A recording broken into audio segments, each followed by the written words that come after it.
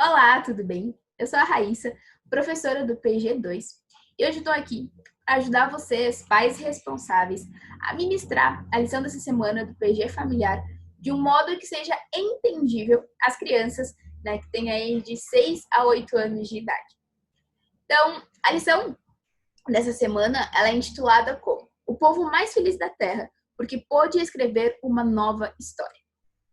E aí, trazendo um resumão do que a lição apresenta, ela é uma lição relativamente curta e meio simples de se entender, mas vamos pontuar algumas coisas. Essa lição ela vai apresentar 3 personagens bíblicos: Raabe, Moisés e Paulo.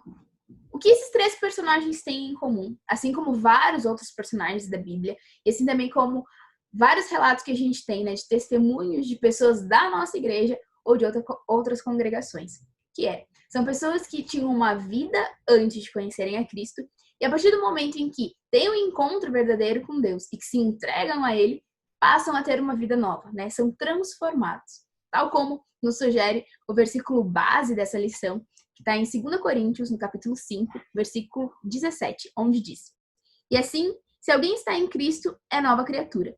As coisas antigas já passaram, eis que se fizeram novas. Então, basicamente sobre isso que nós vamos falar. E exatamente sobre isso que essas 3 histórias, esses 3 relatos bíblicos falam. Né? Raabe, quem era Raabe? Ela era uma meretriz, ou seja, ela era uma prostituta lá no tempo em que Israel estava prestes a conquistar a terra prometida, né? Que é a terra de Canaã. E aí a gente vê que ela tinha uma vida toda errada, tinha uma vida, né, imersa em pecados, imersa na promiscuidade.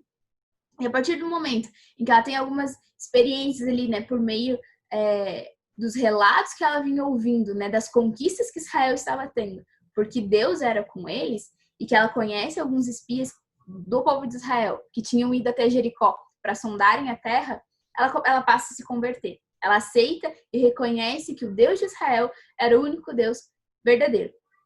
E a partir daí a vida dela muda, a ponto tal de ela passar de uma prostituta a ser uma pessoa que compõe a genealogia de Davi.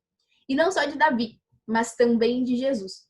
Então a gente vê, né, na árvore genealógica que ela deu origem, né, ela deu à luz a Boaz, e Boaz ele foi bisavô de Davi.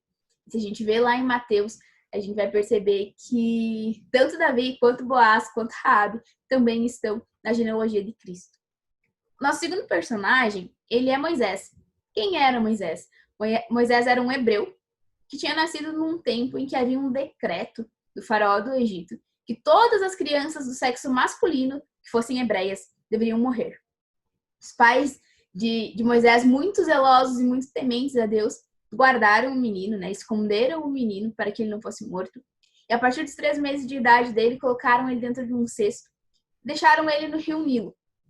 E a filha do faraó encontrou ele. E aí ele foi adotado e acabou se tornando neto do faraó.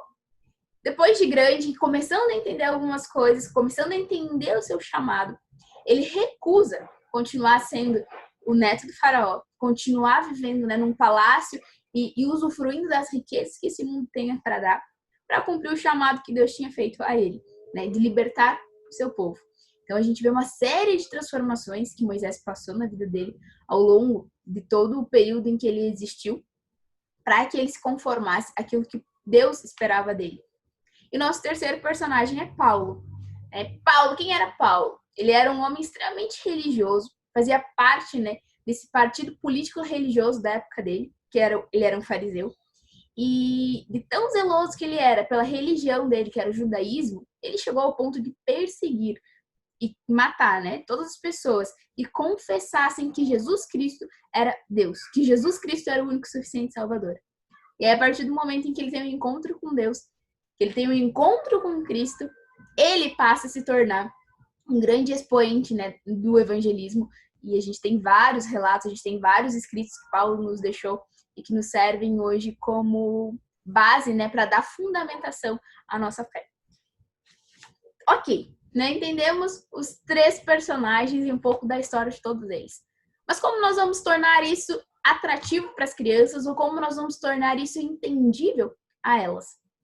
Eu separei aqui alguns materiais que todos nós temos em casa, né? Porque tem que ser algo fácil, não pode ser algo mirabolante para que vocês consigam, né, desenvolver de um modo eficiente e fácil e que fique gravado na cabeça das crianças. Então, nós vamos precisar basicamente de um lápis e de 3 livros.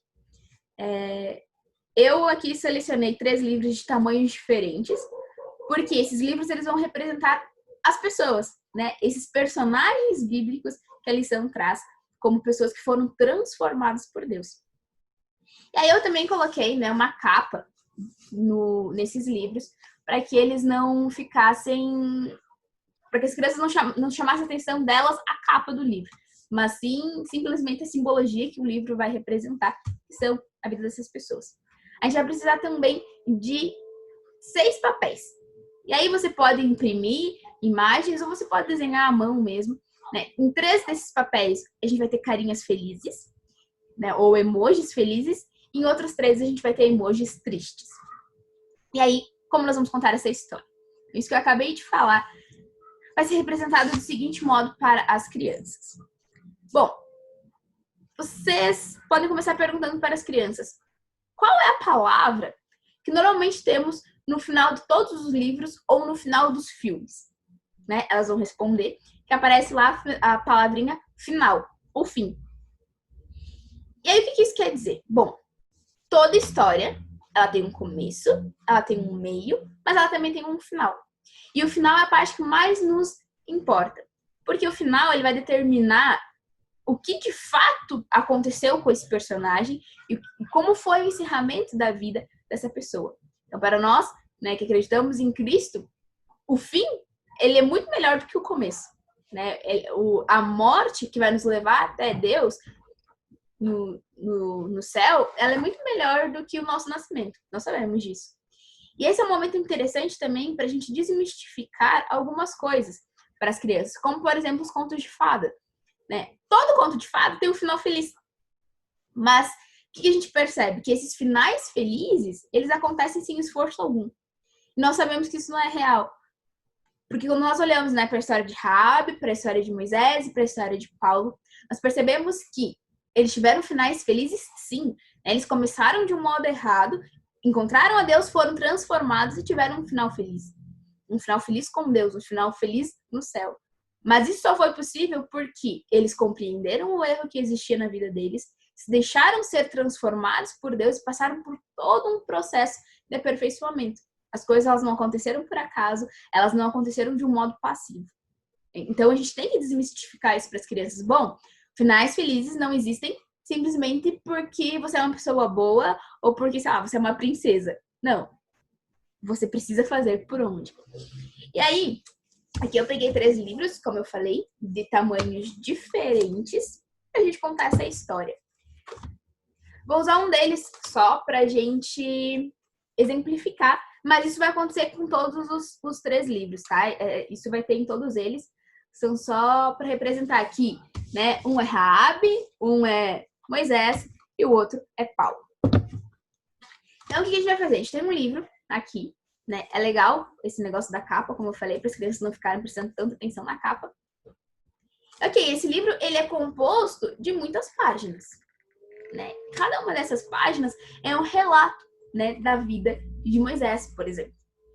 As coisas que ele passou durante a vida dele. E aí, enquanto você está manipulando o livro, você pode estar contando para a criança essa história de Paulo, essa história de Moisés, ou também a história de Raabe, né, para ilustrar para eles. Você pode abrir o livro e falar: ó, Moisés, ele nasceu no Egito, ele era um hebreu. Ó, a história dele aqui diz que quando ele tinha 13 meses, os pais dele tiveram que colocar ele no rio. Por quê? E aí você vai contando toda a história.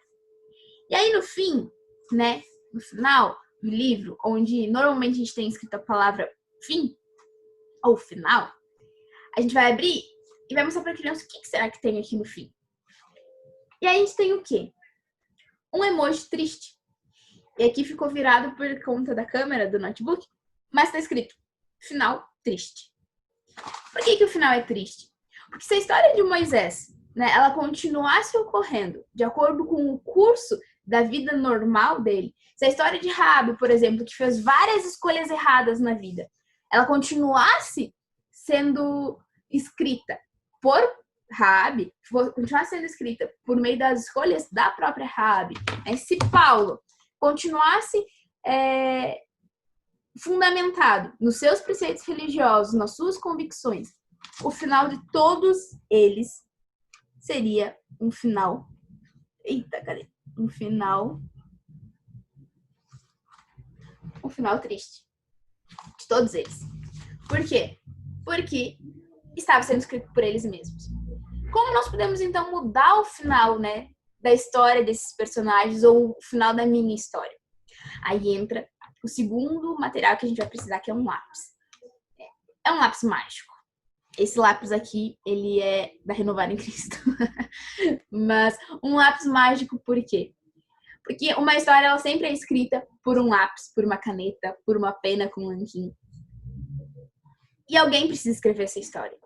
Enquanto nós estamos escrevendo a nossa própria história, enquanto nós estamos no centro da nossa vida, tomando as nossas decisões, o final, inevitavelmente, ele vai ser triste. Não existe outra possibilidade, porque nós, seres humanos, fazemos escolhas erradas, o nosso coração, ele é um coração enganoso. Mas a partir do momento em que a gente passa esse lápis mágico para a mão de outra pessoa, que não a nossa, e no caso, para a mão de Cristo, para a mão de Jesus Cristo, para a mão de Deus, o final na nossa história, ele muda. E aí, o que acontece? Aquele versículo que está escrito lá em 2 Coríntios, no capítulo 5, no versículo 17, ele acontece nas nossas vidas, né? Quando nós deixamos esse lápis na mão de outra pessoa. E essa pessoa, que no caso é Deus, vem, ela escreve a nossa história, ela muda as nossas vontades, ela instrui as nossas escolhas e o nosso final passa a ser um final feliz. Então, se nós queremos ter uma história que tem um final feliz como nos contos de fadas, nós não podemos estar com o lápis na mão. Esse lápis tem que estar na mão de Jesus. E aí, esse final feliz vai acontecer. Bom, acho que desse modo as crianças vão conseguir entender, né, o que é essa conversão que acontece nas nossas vidas quando Cristo assume o poder, quando Cristo assume o trono das nossas vidas, das nossas decisões, né? Por que as nossas histórias mudam? Por que as nossas histórias passam de um final feliz para de um final triste, para um final feliz? Porque Cristo assume o controle de todas as coisas. Então, nós precisamos nos entregar a Ele, nós precisamos ir a Ele e permitir que Ele faça a sua vontade nas nossas vidas. Amém?